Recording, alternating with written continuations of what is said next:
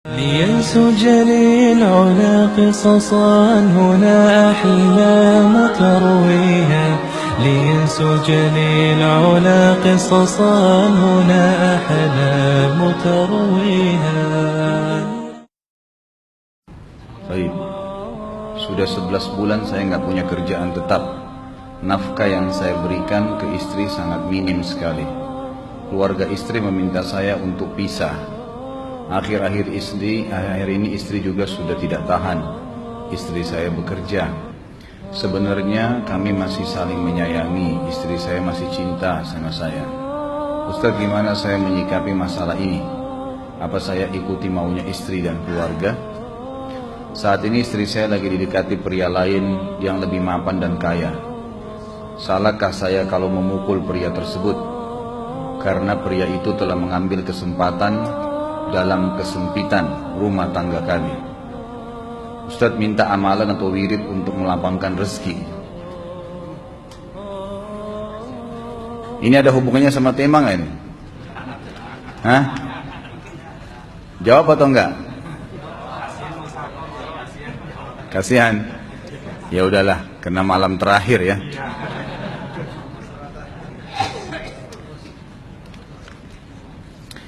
Yang pertama sekali, saya menyarankan Anda saran dari laki-laki ke laki-laki. Prinsiplah dan jangan merendahkan diri di hadapan wanita. Maksudnya begini, pada saat seorang wanita yang menjadi istri Anda membutuhkan Anda, tunjukkan kebutuhan kita 1000 kali daripada dia.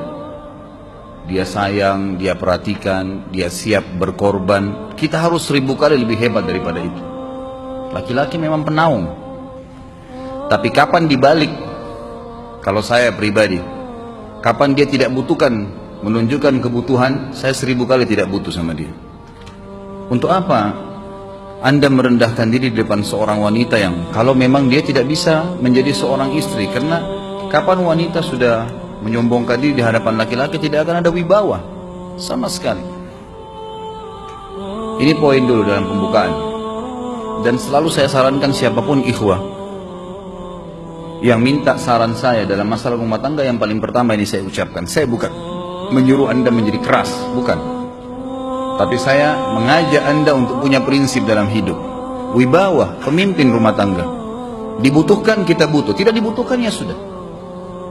Masih banyak gantinya. Dia mau ganti laki-laki lain, silahkan, ahlan wa sahlan, silahkan. Allah akan gantikan penggantinya yang lebih baik. Dan itu harus bisa kita punya prinsip. Memang begitu. Kalau ini kita terapkan dalam kehidupan kita, kita akan sangat mudah hidup. Terkadang subhanallah ada pengorbanan berat. Berpisah dengan meninggal, berpisah karena masalah dosa yang dilakukan oleh pasangan kita, jelas haram. Kalau ada seorang istri hanya karena masalah suaminya kekurangan ekonomi mau berhubungan sama laki-laki lain, wanita apa ini? Cinta itu pengorbanan, kasih sayang. Bukan hanya pada saat mampu kemudian disayang, pada saat tidak mampu kemudian ditinggal. Subhanallah. Hati-hati, hukum Allah subhanahu wa ta'ala berlaku. Akhwat yang jadi istri, ikhwah yang jadi suami, harus tahu pasangan kita itu punya Tuhan sebagaimana kita punya Tuhan yang sama. Dan Allah itu maha adil. Memang dalam kehidupan kita ada naik turunnya. Dan makna cinta adalah pengorbanan. Itu sebenarnya. Kalau hanya kita kantongnya lagi penuh kemudian disuka sama istri, pada saat lagi tipis, lagi masalah kemudian dia mau berhubungan sama laki-laki lain, na'udzubillah min dzalik. Wanita apa ini? Kalau saya tidak naungin. Kalau saya nggak naungin. Kamu mau sama dia silahkan, silahkan jalan. Kalau saya, istri saya sangat tahu prinsip saya. Kalau kamu merasa ada laki-laki lain yang kamu anggap baik, atau kamu mau ingin memasukkan pendapat keluargamu dalam rumah tangga saya sehingga kedudukan saya sebagai suami tidak didengar lagi, silakan pilih keluarga kamu. Tidak ada masalah. Jadi jangan jadikan sebagai beban. Oh, nanti kalau pisah saya hidupnya bagaimana? Saya melarat. Ini kenapa ini? Saya mati kalau nggak sama dia, ya mati bener nanti. Gila kalau nggak nikah sama dia, gila kalau siapa ini? Ini kenapa ini? Keluar dari bingkai hidup itu. Seorang muslim itu hidupnya mulia. Dia dihormatin, dia menghormatin. Dia dihina, tinggalkan. Allah SWT tidak menyuruh kita menghinakan diri, tidak boleh. Kalau wanita ini misalnya, istri ini yang dikatakan tadi masih mencintai suaminya, dia hanya sekedar minta kerja, ya, garis bawahi kalimat ini ya, dia hanya sekedar minta kerja untuk membantu nafkah rumah tangga, ahlan wa sahlan, jempol, nggak masalah, bagus itu. Sampai suaminya mapan, itu baik. Tapi dalam kondisi masih status istri punya hubungan sama laki-laki lain, naudzubillah min dzalik. Mana ghirah, mana kecemburuan positif yang telah Allah pelihara dalam diri kita, nggak boleh. Pada saat seorang sahabat pulang ke rumahnya mendapatkan istrinya selingkuh dengan laki-laki lain, tidak disebutkan apakah berhubungan biologis atau tidak, tapi yang jelas sahabat ini sampai kaget masuk ke rumahnya temukan ada laki-laki lain. Dia bingung mau lakukan apa. Dia pergi ke Nabi SAW lalu berkata, ya Rasulullah, saya pulang rumah istri saya lagi sama laki-laki lain. Maksudnya dia pandu saya harus buat apa nih? Apa yang terjadi?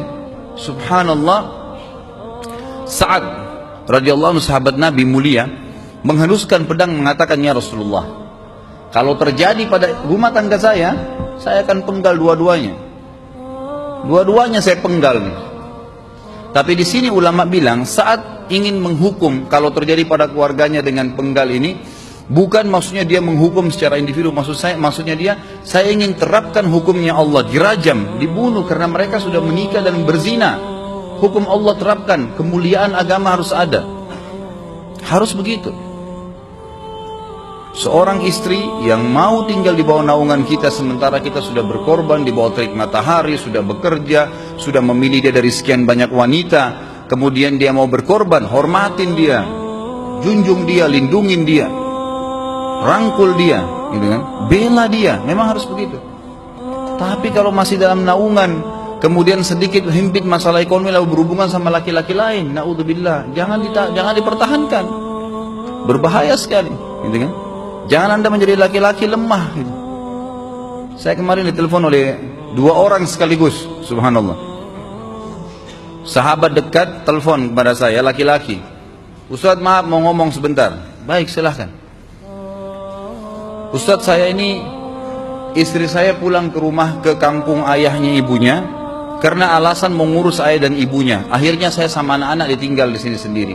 Setiap kali saya panggil pulang, dia bilang, sudahlah saya nggak mau pulang. Kalau mau nikah lagi silahkan. Dia bahasakan begitu. Bagaimana sarannya Ustaz? Saya bilang nikah lagi. Dengan tegas saya bilang nikah lagi. Kalau tidak terbuka pintu fitnah. Perempuan itu kenapa harus pilih orang tuanya? Tidak boleh secara syar'i. Nggak boleh. Sudah menerima akad nikahnya seorang laki-laki, laki-laki itu yang dinomorsatukan di atas ayahnya, nggak ada alasan.